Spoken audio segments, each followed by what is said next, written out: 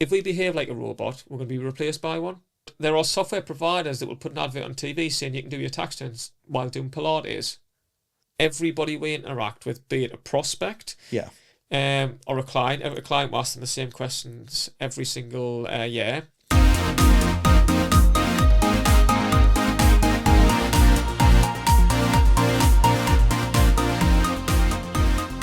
Well, hello there and welcome to the About Small Business podcast. In this episode, I'm excited to be chatting to Graeme Tennick from Tennick Accountants, based in, I believe, Cramlington. Correct, yes. But you also cover pretty much, certainly the northeast, but pretty much all the country and beyond, if my understanding is correct. Yeah, we've actually, at the minute, engaging with some clients in Sydney, Australia, and also Canada and the US as well. So, yeah, spreading our wings just a little bit further. Brilliant, and getting the word out for the northeast as well, which is fantastic, Graeme. Absolutely. Now, I have checked out your website. You're not solely accountants by the sounds of it, because you also put on your website that you also will offer the financial advice. Yeah, so a lot of that actually comes from a passion which was instilled in me from many, many moons ago. So quick family backstory without going through the whole family tree. Yeah. My dad had a forklift truck business, A1 industrial forklifts. So you're coming from a family of entrepreneurs? Yeah, well, yeah. Again, I question the term entrepreneurs because I think it's used far too widely. I don't consider myself one. But we come from a family of business owners. Right. I'll come back to entrepreneur bit because I think in this day and age, I think people... It does sound fascinating. It does, and I think people throw it away. I love talking about language as well, so it's a little side passion of mine, we'll definitely come back to that. We'll come back to the entrepreneur bit in a second. So my dad set up the forklift truck business back in 1981, I believe it was, a year before I was born. And I loved what he did. Yeah. I would go in there weekends, painting walls, cleaning toilets, which then over the summer holidays, eventually graduated to fixing forklifts. I stress about fixing forklifts loosely. I'd maybe cut the tyres or change very basic things on them. And I just loved the idea of business. How old were you when you were getting involved in that then? I don't know what I can say legally and illegally in terms of this. No, on a serious note, I was in there from about the age of 14, I think it was. I'd go in, like I say, just ad hoc on weekends and little bits when I was younger, and when I'd just be popping around. I've spoken to farmers who've got the kids on the farms at like 4 years old, so no, I really don't think... No, I wasn't there that age, but I do remember the age of about 14 or 15. I'd be in there over the summer holidays, and I'd get home, and my mum would be looking at me head and say, "What the heck's gone on with your hair? There's grease everywhere." I mean, maybe that's what's to blame for this bald patch at the back, I don't know. But yeah, from the age of 14, 15. But I was also lucky enough with my dad and his business to be exposed to business owners of all ages, different business sizes. And background was fascinating. And I fell in love with it because the difference my dad always sought to make in business. He would go in and be the receptionist, the engineer, the cleaner, the CEO. He'd treat everybody the same and always want to make a positive impact. And that was the thing which really resonated with me. And it was like, I want to do that. That's a really, really great lesson, I think, as well, that he's demonstrating just essentially fundamentally being a decent human being. Absolutely, yeah. And sometimes it's a little bit of fun. So you might go in and it's because he'd know the secretary by first name, he'd know about their partner, their kids, everything else like that. Again, via previous conversation, he didn't stalk them, just to kind of clarify in terms of that. But he'd go in and say, "Oh, yeah, how are you doing, Barry? And how's the girls doing?" And But also, you were going away on holiday last time, weren't you? Yeah, brilliant. They'd sit down and she'd bring a cup of tea or coffee across. He goes, "Oh, where's the biscuit?" And she'd go, "Well, did you give us a biscuit last time?" And he says, "Don't forget next time they'll hobnobs are my favourites. So rather than just the penguins, a hobnob be greatly appreciated. Next time you go, get his favourite biscuit." It was brilliant. It was those sort of things. It's people skills, isn't it? It's fundamentally that often overlooked. It's that just very, very basic communication, but little things that make a massive difference. If you was actually talking about this on the last podcast, and just the difference that it can make, just remembering people's names, showing that bit of an interest. I think that the key thing is that it has to be genuine. Oh, absolutely. People see through it if it's fake, and clearly your dad's the results showing in the biscuits. Well, completely. But it's the little things. And I was taught from a very early age, we've got 2 ears and 1 mouth for a reason. And just that little bit of listening. But what you do is it almost becomes entrenched within you. So, for example, obviously we spoke earlier in terms of us looking to move house. The surveyor, who's doing our work, is also a tenant of mine. He mentioned last week he gets married on Friday of next week. So he doesn't know I've made a mental note of that, but I've made a mental note of that. So at work, we'll arrange a little something for him. We'll give him that before his wedding. One of my Let's clients... hope this doesn't go out before he gets married and he watches it. Well, I was going to say, yeah, let's hope the wind goes ahead. Oh, that's the second thing. Yeah, it does. Well, So- I play in a band. I know we've had cancellations, so no, Yeah, so well, it can happen. fingers crossed. I'll let you know if they need to book somebody as well last minute, okay? But then also one of my clients mentioned to me he turns 60 next week. Right. Also on the same day as his 60th is his 25th wedding anniversary. So again, he doesn't know I've remembered that, but I have remembered it. I've made a note of it, and him and his wife will be getting a lovely little gift. Do you find that you remember this sort of thing naturally, or because you just said you made a note of it? You're talking about a mental note, or do you write things down? Both. Both. So what I'm doing is I'm making a mental note when I'm listening, because I'm specifically listening out for the things which matter most to them. Right. Then I go and make a note of it, because we all live in a busy world, we all have busy lives. It could easily be forgotten. So a bit of both. But really, it stems back to wanting to make a difference and to make people's lives better. Because, and we'll come into the nitty-gritty of the business in a second and why I didn't go down the engineering path. Yeah. But our whole vision at Tennick Accountants is to make our lives better, make clients' lives better, and make the world a better place. Yeah. We can only do that by helping people find answers to questions they never thought to ask. And that starts by listening. Absolutely. So just in terms of, you've mentioned about the different paths that are open to you. Now, I don't want to presume, so I'm going to phrase this as a question, because I've been caught out like this before. As an accountant, I would assume, I think I'd be reasonable to assume that you were fairly good at maths when you were at school. I was, but maths wasn't my strongest point.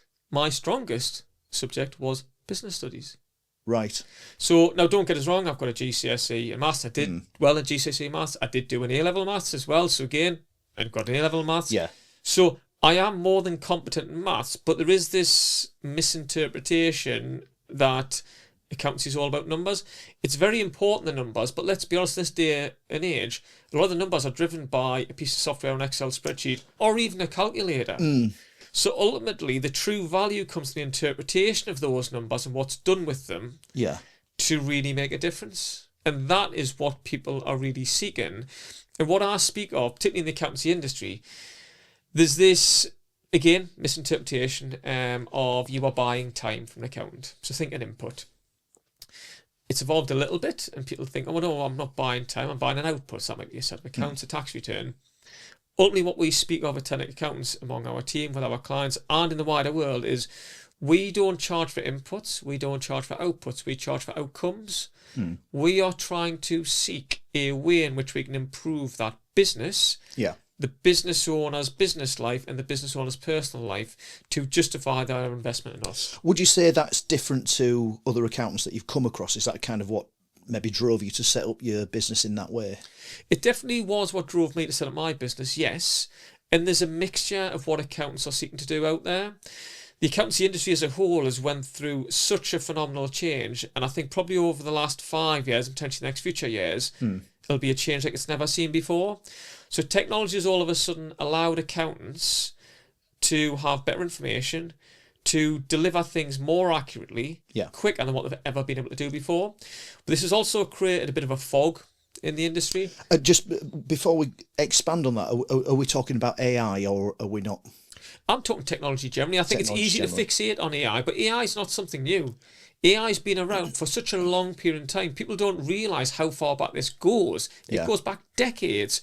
But no, if we speak of technology generally, the accountancy industry, if we just go with something simple, which most of the listeners will be aware of, the likes of Xero, QuickBooks, Sage, those sort of platforms, they are more and more coming to the forefront of what we do.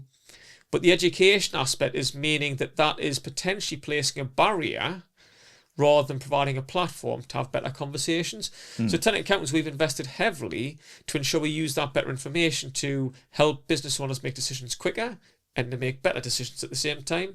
Other people are driving efficiencies, so it's potentially kind of creating volume in terms of more clients, but having less face-to-face conversations, so it's driving a wedge.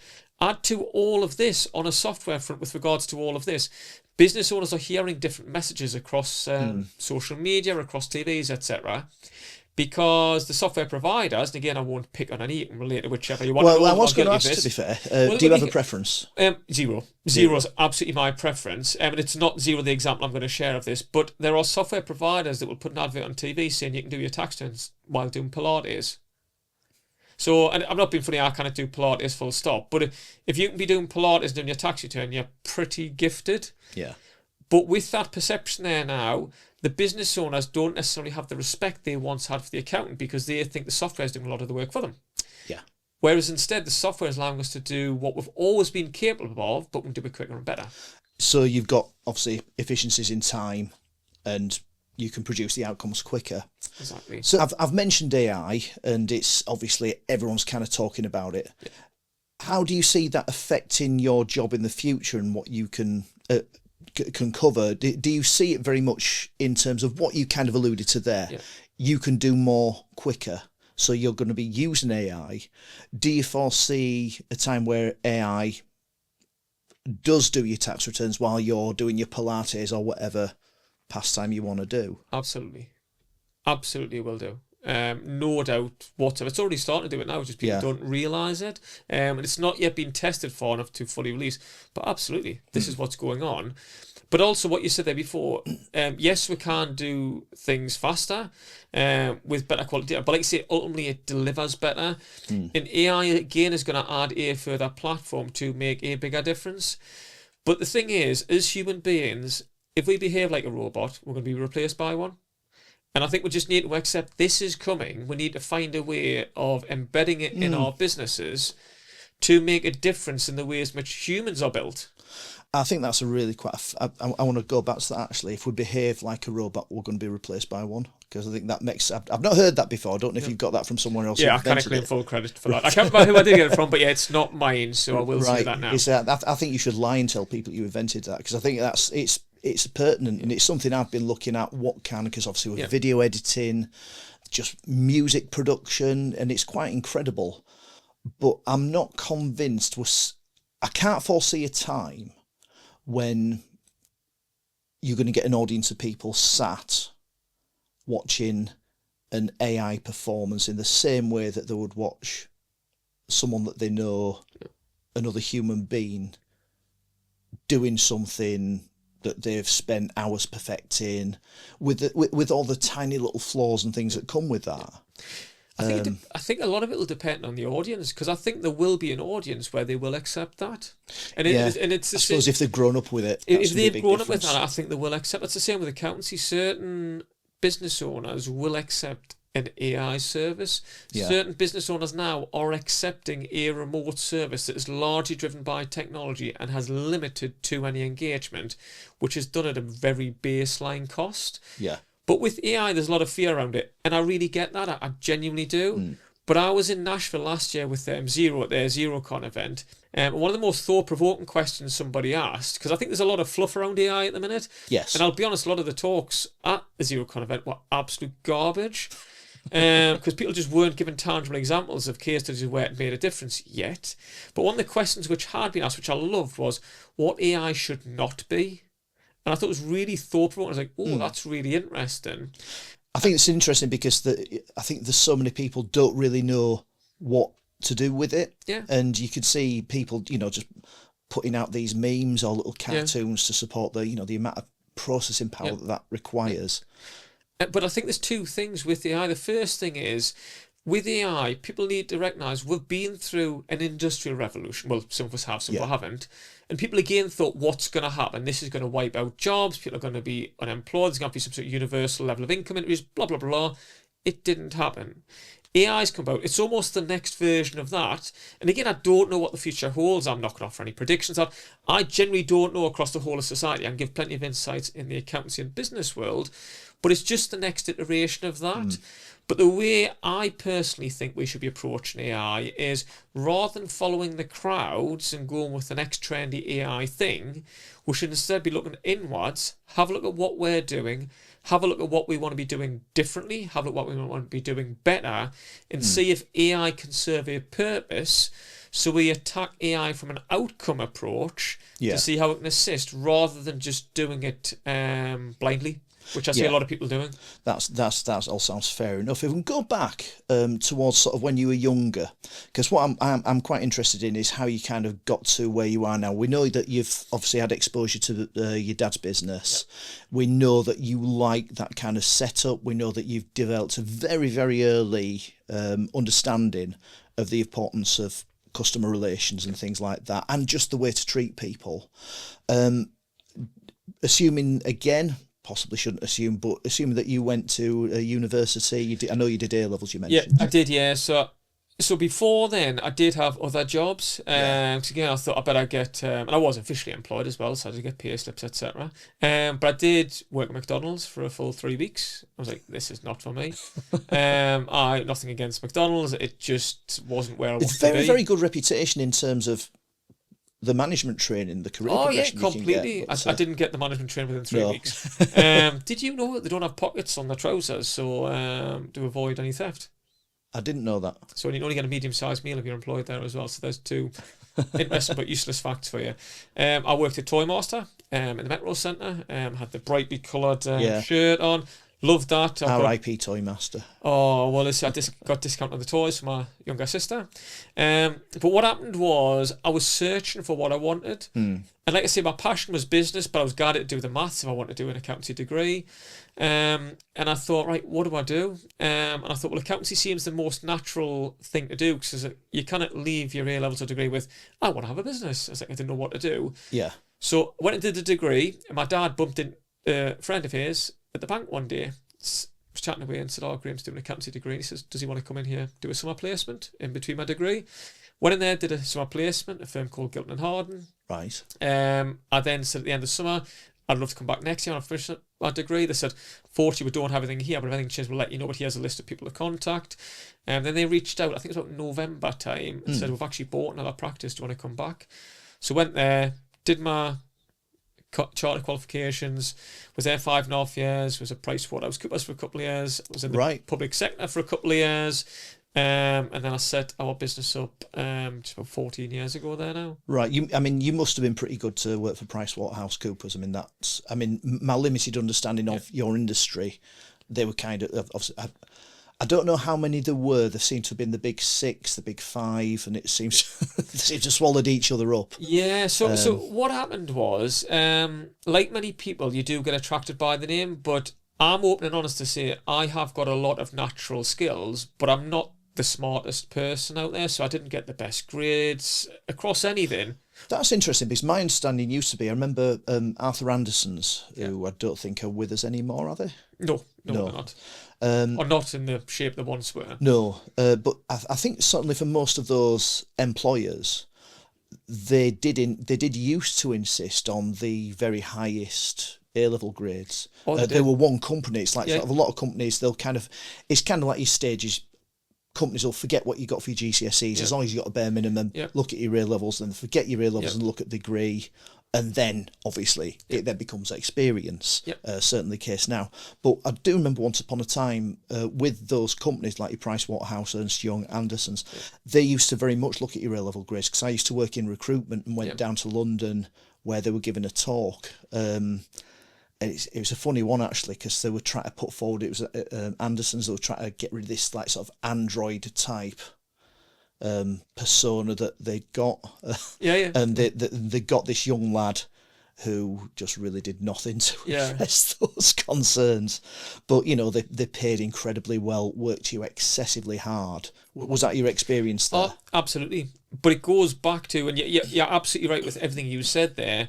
And off the back of my A-levels weren't strong enough to get into PwC. Nor did I want to get in at the time. My degree wasn't strong enough to get in there. Nor did I want to get in at that time. But I use a line my dad always says when he says I'm qualified in nothing. My dad will always say he never did great at school. And I did do good at school. I got fantastic GCSEs, I got good A-levels, and I got a good degree. But I was always quite humble about it in the knowledge of the fact that I could work hard, but I perhaps had something which maybe wasn't going to be dictated by a qualification in the usual stereotype of the educational channels. So when I was at Gilton and Harden, I was there 5.5 years, and I just got as high as I could possibly get there without becoming partner. Yeah. And it was then when the opportunity came up to go to PwC, a recruitment company reached out and I was looking to move on. The guys at Graeme Tennick said, look, would you like a pay rise? And would you stop? I said, it's not about the money. I said, I feel like I need a new challenge. Yeah. And because I never seen PwC on my radar, I was drawn in by the name a little bit. And I'll be honest, the role was the wrong role for me. It was something where it didn't really bring out my skill sets, but the ambitious, competitive nature in me says, I want that on my CV to prove I couldn't get in before. I can get in now. In many ways you kind of need steps like that within your life just to refocus you and realign you with what you do or don't want. I mean, some people, sort of miss that and they end up just plodding through a job that they hate. Yeah. But obviously, clearly for you, it sounds like that was just one of those markers. It's like sort of an achievement to get there that had previously been denied you. And I mean, that's got to feel good. But then to arrive there and it's like, this actually isn't what I want. And it was brilliant because it proved that I could do it and I got the job. I was there for a couple of years. Did I enjoy it? No. Did they do everything we said before? You grind you at the bone? Absolutely. I could be working till 3 o'clock in the morning, back up 7 o'clock the following morning and crack back on again. Yeah. Literally, it put so much pressure on at various points of time. But I made some great friends. I had some great experience. I've got great credibility now just having been there and worked with companies such as Barclays, Shell, Disney. I think the networking and the contacts that affords you as well, which they know, which is why they push you so hard. And absolutely, yeah. I think as well, I mean, I'm not an accountant, never been near an accountant's office apart from to hand in my tax returns. Yeah. Please, will you do this for me? But I'm aware of that reputation, and anyone that says I've worked at one of these companies, they can put a shift in. But also, so aside from the professional bit, the personal development was great because with that pressure mentally, it added that level of mental resilience that I've called upon many a time. And again, I see life's lessons as just being a useful opportunity to tackle a challenge, be more mentally resilient for it, to take lessons away from it. I always use the line in work, we'll win or we'll learn. We only lose if we don't take any lessons from the experience. Yeah. That's life in terms of it. And the experience, the pressure put on me and how I adapted to different things is what I took forward. But also it was a lovely personal story. He was the partner at Newcastle, a guy called Paul Woolston, an absolutely lovely person. And I never changed at any point. I was a PwC scene. I didn't properly fit into what they would really wanted, but I left out a choice. They wanted us to stop after 2 years, but I was like, I need a change. Yeah. But Paul and I had a good rapport just because I chatted to him like my dad would. I would do anybody else. So because we'd chat on occasions, I lived in Newcastle at the time, and he would go to church in the morning, so I'd walk up to the office and I'd bump into him on Northumberland Street, we'd just chat along the way. It's just one of the times in past, and I said, "Oh, Paul, why doesn't any of the staff have business cards?" And I said, "You don't know what they don't know." And I said, just for example, my dad sold his business to an AIM-listed business. Like so many introductions people can be making, but they've got no card. He says, "All right, okay, yeah, that sounds like a good idea, that." So a couple of days or weeks passed. We're in the office. His office was at the far end from mine. So he just comes out and shouts, Graeme, the senior manager, other people looking around, and he's waving us across. So I go across, and I was the only person to have my own business cards. And you know what it was frowned upon by the senior managers and other people around there. They said, you shouldn't really be having conversation about that. I said, but he's just a human being. Yeah. And it was that point there I was like, this has got a lifespan with regards to it. I know when that's going to run. But again, it was good, the fact that Paul and I had... Have you still got one of the business cards out of interest? I believe I have. I think I saved it somewhere. It's the sort of thing I can imagine someone just saves, like, yes, get in. Yeah, and I'm sure I put it somewhere. But yeah, it was just a little bit of a story. Yeah. But like you say, it was like, every job I've been in... I think there's another lesson in there as well, though. It's like, if you don't ask, absolutely, you're not going to get. Yeah. And... for a company as big as that, which is it fair to say that's as traditional as you're likely to come across? Pretty much so. I mean, there's pretty much. Last time I checked, I think we're the biggest accountancy firm in the world. I think so, yeah. They're all pretty much very traditional.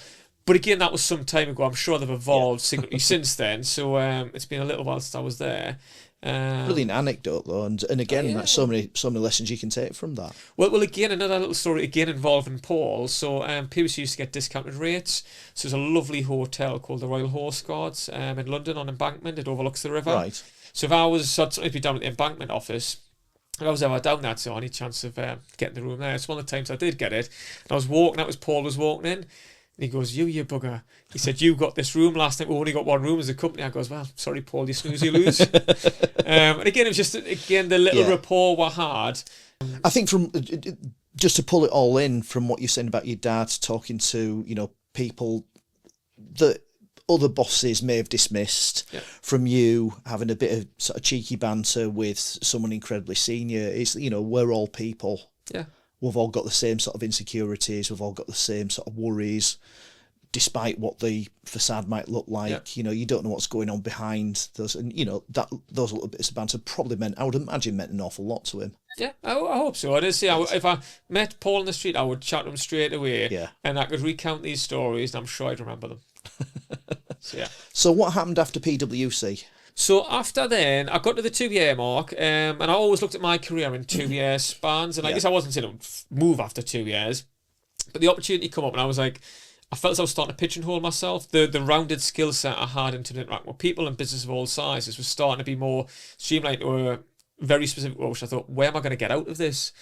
So recruitment company approached me and said the public sector, they're wanting to bring people in from the private sector, from the Big Four. Would you be interested? I had a look at it. I was like, yeah, this sounds great. So I went to Northumberland County Council, looked after a budget over £110 million, looked after adult services and housing. Can I ask you about the difference in culture? Because it's, for some reason, you don't always get that many people that have worked in the private and public sector. I know, I don't think it's any telling anything new that there can be sort of resentment between the two sometimes. Yes. But I do remember when I worked in recruitment, again, there was the public sector didn't always have the best reputation. Yep. And private sector would often be a bit sceptical of workers that were moving from the public sector into the private sector. And there was that sort of cynicism there. Yeah. How did you, because I mean, in many ways you're doing that in a quite extreme way, moving from arguably one of the most efficient and, you know, hard-working companies to a council. That must have been quite a massive culture change. It was huge, but I think the stereotype is correct in terms of what I hear other people saying, but I do think it's wrong. And I think it's wrong on a couple of different levels, because you have multiple individuals with different traits in the private sector is what you do with the public sector. The generic trait of how the public sector has run, and I don't want to get into a whole political bombardment, I think, the way the government operates and things like that, I don't agree with. I think there's multiple aspects there. But some of my best friends are within the public sector, and they graft their backsides off. And there was some brilliantly talented people who I worked alongside in the public sector at Northumberland County Council, many of whom I still call friends there now, and who we still interact with.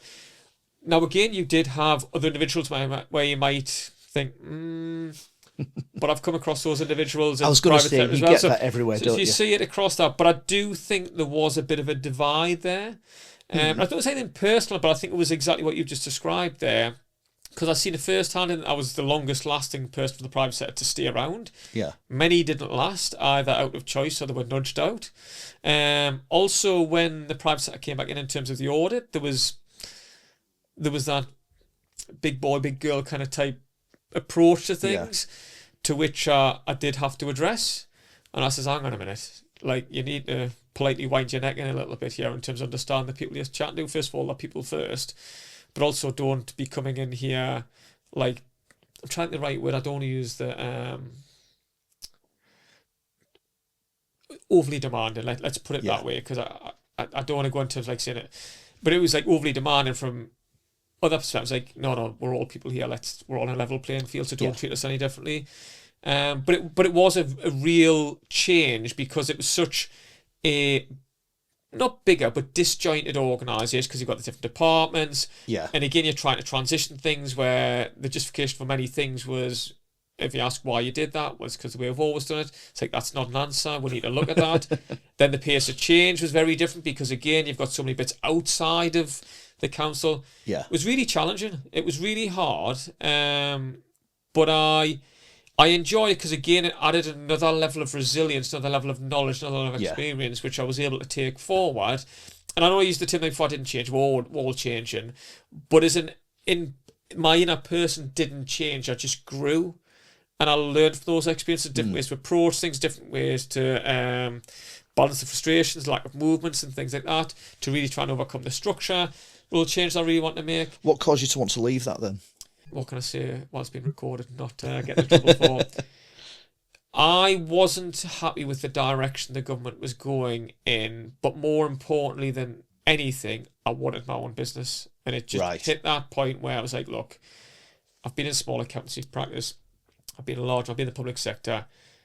It's now or never. Let's just do this. So I'm going to say, because I mean that sort of that ambition's always been there with you, hasn't it? And so how many years did you have like working for someone else before you decided you were ready? By the sounds of it, the best part of 10 years. 10 years, right? Best part of 10 years. Yeah. And you've done an awful lot in that time, as you say. You worked for a small accountancy, you've worked for as big as it gets, and then gone to public sector. So that's got to have given you a really broad and a lot of confidence. Well, yeah, because there was. I think confidence is a brittle thing, and I think it goes up, it goes down. It's like a roller coaster of emotions. But also, before I left, I was informally offered the interim finance director position, not in the council, but one of the sister organisations of the council, where I would have largely doubled salary. Yeah. And you know what it is? I wasn't even tempted by it. Because I was already doing it on an interim basis whilst being on the lower side, because I was just stepping in whilst I didn't have a finance director. Would you say you were... Because, I mean, this seems to have happened a lot to you. You've been offered a lot of pay rises before you've left. Yeah. I don't know if this is fair or not, but you're not really coming across as someone that is especially motivated by money, or certainly like sort of headline salary figures. I'm not. No. Yeah, absolutely. And it's the same bit going back to the entrepreneurial title. A title is not, and granted, I'll speak more about my title now, which I've got, which I get a little bit of stick about. But the title of entrepreneur isn't something which has motivated me. Money isn't a motivator for me. Money's very important, and I need money to do the things I want to do. Money. So again, let's not deny that. I'm not some evangelist. I'm not professing to be that. It's not as a primary motivator. And I think, some people want security. Money allows that. Some people want to live a lavish lifestyle, and that maybe is a little bit more about that. Yeah. But some people just like to brag about the status, and like when they're talking about salary, and you'll know more than anyone, that headline salary doesn't. It's not like someone's giving you a big lump sum that's then sat in your bank account. You've then got to. It's not as efficient tax wise, and that's. Well, yeah, exactly. I mean, the key thing I would say is value comes in many forms, and the value I've had since setting up Tennick Accountants has been far greater than any position I could have got globally. Did you find it? Was it a scary decision to go on your own, or was it just? It sounds to be to me as though it just sort of evolved. It was always in the back of your mind. It's like, right, now's the time. Was it scary? Well, I'll give you context to when I decided. So it was over a year in planning in terms of actually doing it. So again, I just put little pieces in place, just evaluating different things, different business ventures I might have done before I came back. Full accountancy, and during that time, once I was at PwC and once I was at the council, I've been asked twice to go in to be a partner of another accountancy firm by the same one, asked us twice. But no, I wouldn't say it was scary, even though I was 2 weeks engaged when I handed in my notice. And I've got an expensive taste in cars. So I had expensive finance in a car, but because I had logically worked it through in my mind that I could do it for 6 months, and if it failed, I could go and get another job and still be all right. I felt comfortable and confident enough that I'd go and do it. Yeah. So I'd already worked out the cost of not succeeding, and it was a price I was willing to pay. Yeah, I suppose as well, as you've said, you've got the contacts, you've essentially you've built your safety net, haven't you? Yeah. So I suppose failure is unlikely given your variety of experiences, the preparation that you've done, but regardless, you've got that fail-safe built in. I did, but I was also lucky to a certain extent in that it was the industry I was going in, so if I couldn't set up and run a profitable business myself, I probably shouldn't be guiding other people. And also, I was lucky to the extent of the background I had via my dad, and everything there, the fact I'd been in around business, so I wasn't starting a brand new business venture trying to suss something out. I was going into an industry I'd already been part of for a long period of time in some shape or form. How much sort of credence would you give to that sort of growing up around your dad and that sort of influence, just that experience that you had? I think it was huge. I think absolutely huge, because again, I've seen what my dad went through. Missed meal times and bedtimes, but also the way he approached people, the way he dealt with people, the way he built and grew a team alongside his business partner. How much harder do you think it would have been to achieve what you've achieved without that? If you'd had a job? It's really difficult to define, because it would depend what experiences my dad would have otherwise shared with me. And also from the other side of things, none of that would have been possible without my mum by his side. The support she provided from a family perspective, she provided perhaps the softer rather than the harsher side of things to give me the balance. So he would have brought a different skill set to how I am today if he was employed to what he was. So it would depend what that skill set is. Yeah, I think it's really good of you actually to credit your mum, where it's absolutely due, because I think as a society we don't do that enough. And from the top of my head, whilst I'm sure I'm sure all my other guests would have thought of that, I think you're possibly the first one that's actually verbalised that on the podcast. So yeah, but I think you're absolutely right. You kind of have to look at your family as kind of a team effort just to get the best possible outcomes. Because I think what's the other thing that you've touched on there as well is you are kind of the result of a huge number of experiences that you've gone through. Yeah. Your hard work, your attitude, your determination have been shaped and formed, and obviously, you've got I don't think anyone would deny you any of the credit for yourself, but just that acknowledgement of all these little influences that have impacted you. Yeah. And again, it's I don't want to say clinical, but you're just acutely aware every little thing that you've done has and the impact that's had and the way it's helped you, which is really quite fascinating. I think it's probably the key thing is the awareness, but I've always been relatively well aware of, not everything, but of what's going on. Yeah. So I am just one of these people where I'm always self-evaluating. So do you find you overdo that sometimes? Oh, yes. In the past, less so now, but yeah. Yeah. I've done a lot of that. Yeah. Because again, it gets to the point whereby you are led by the expectations. Sorry, you are led by and you judge yourself by the expectations of others. Yeah. I've been there. Absolutely. Yeah. But then again, I take the lesson from it and I be that little bit more focused and I channel that to be better going forward, to ultimately be and help other people be the best version of themselves.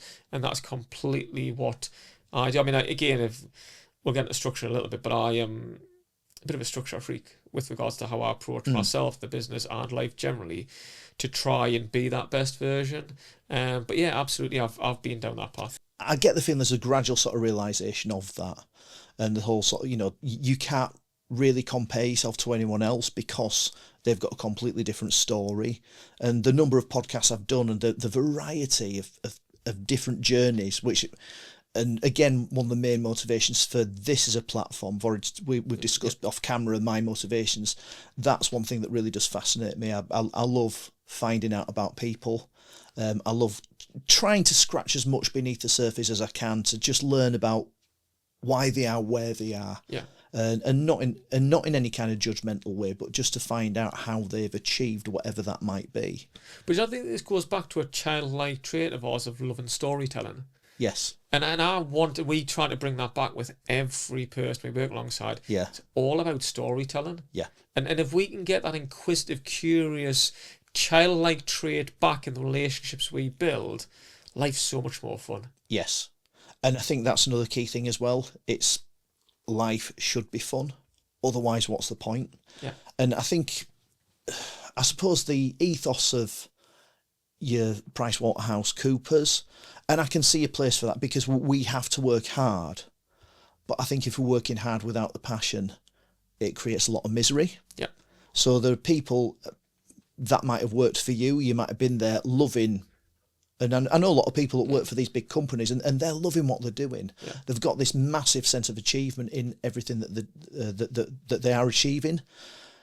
But if your heart's not in it, then that makes for a very miserable life. Yeah. So basically, you've started up for yourselves. You do on your website. You've got a section that says what makes you different. Yeah. I think. Do you want to elaborate a little bit on that and like sort of how all these experiences have shaped that? Yeah, so again, I can share any number of things we did badly. So in a very whistle stop, we set up the firm I'd trained in. When I first set up, I just replicated that firm, bearing in mind I'd been away from that firm for the best part of 5 years, so it was out of date. Yeah. So it didn't have all the technology. I was like, right, okay, we then got the technology, spent that well in some ways, not well in others, because I was trying to railroad and get caught up, because I am impatient. It is one of my traits. But I was aware we'd made that mistake. We then got it right, and we then started to make a difference for clients. So in 2021, the UK Digital Accountant of the Year. Then we recruited badly, and that was on me because again we didn't have a clear vision, values, purpose. We then managed those stuff out, to get a clear vision, values, purpose, to then be where we are today, whereas I feel like we are bang on where we need to be today, making the sort of difference we need to be making. And if I can summarise how best we make that difference, we ask everybody we interact with, be it a prospect or a client. Every client, we're asking the same questions every single year. What does success look like to you personally, 12 months from today? What does success look like to you in business, 12 months from today? And what does success look like to you with regards to this working relationship, business owner and accountant, 12 months from today? And how will you measure the impact? And we frame our service offering around that and track our impacts against it. And that makes it very measurable because you can demonstrate it, can't you? It does, because nobody went into business to save tax. No. So why measure success based on it? Sounds fantastic. So next question, logically, where do you see Tennick Accountants going from in the immediate, I suppose, 12 months from today? What does it? 12 months from today. So I spoke at the start, we've got a 360 vision of make our lives better, make clients' lives better, make the world a better place. We are really on the cusp of something really special at the moment with those 3 questions. We have a team impact wall in the office, we'll have a client impact wall, and we'll have a firm impact wall. So we're trying to make an impact for the individuals downstairs, we're trying to make impacts for our firm, we're trying to make impacts for clients. I want to fill all of those, and I want to scale what we are doing right now to pretty much be heading towards being in a position to double in size. That's fantastic. You certainly are structured. You're certainly well planned. I've no doubt that that's going to happen. I will be watching with interest. And Graeme, I think that's a fantastic note to end on. Thank you very much for your time. Thank you very much for inviting me. Cheers. Thank you. Thanks, Graeme.